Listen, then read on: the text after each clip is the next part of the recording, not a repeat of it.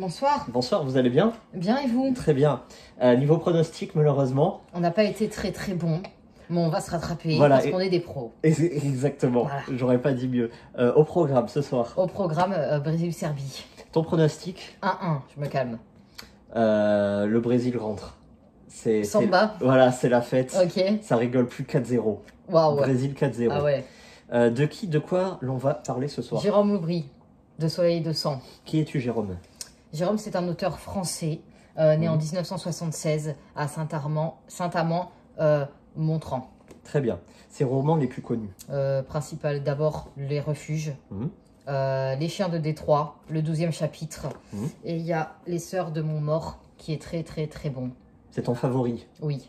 Si tu en as un à conseiller? C'est celui-ci. C'est celui-ci, hein, oui. D'accord.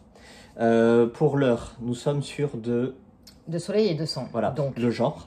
Le genre, c'est d'abord un policier, première partie, et ensuite un thriller vers la fin. Très bien.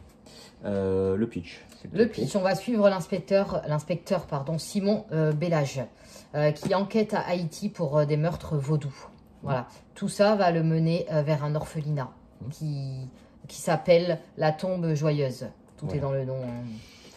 Très bien, ton ressenti, s'il te plaît. J'ai bien aimé, l'écriture est fluide et bonne. On entre direct dans l'ambiance, notamment de l'orphelinat.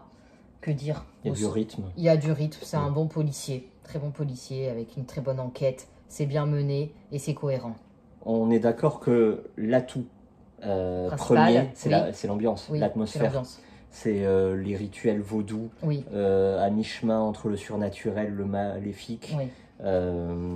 Pour moi, cet auteur a un excellent avantage, un excellent atout, c'est dans chaque bouquin, il y a une très bonne ambiance. C'est ça. L'île dans les refuges, les Sœurs de Montmort, c'était le cimetière avec le village perdu, etc. Et celui-là, c'est Haïti. Ah oui, tu peux préciser? Donc le séisme, évidemment, qui est bien vendu dans le résumé, c'est tout à la fin et ça prend tout son sens. Voilà. Ça, c'est mon principal défaut de ce roman-là, et même dans tous les romans, c'est la fin. C'est un auteur, à mon avis, qui n'y arrive pas à la fin.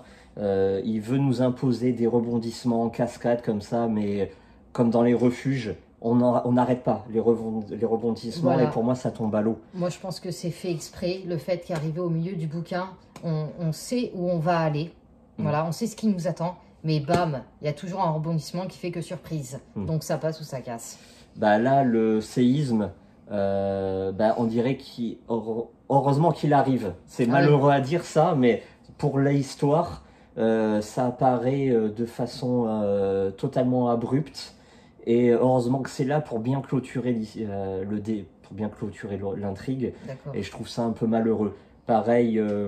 moi, dans ce bouquin-là, arrivé à la fin d'un certain chapitre, j'ai réussi à deviner les tenants et aboutissants.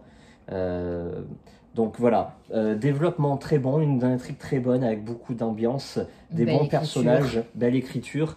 Mais à chaque fois, à la fin, moi, j'y arrive pas, j'adhère pas. Les rebondissements tombent à l'eau, et celui-là, j'ai carrément deviné le truc. On aime ou on n'aime pas. Voilà, donc est-ce que tu le conseilles? Je le conseille parce qu'évidemment, des fins comme ça, on n'en voit pas ailleurs. Très bien. Pareil que toi, moi je conseillerais plutôt Les Sœurs de Montmort. Ah ouais, et les refuges évidemment sont plus connus. Très bien. Voilà. Merci beaucoup. Merci à vous. À bientôt. Et si vous voulez un petit retour d'un petit auteur, écrivez-nous.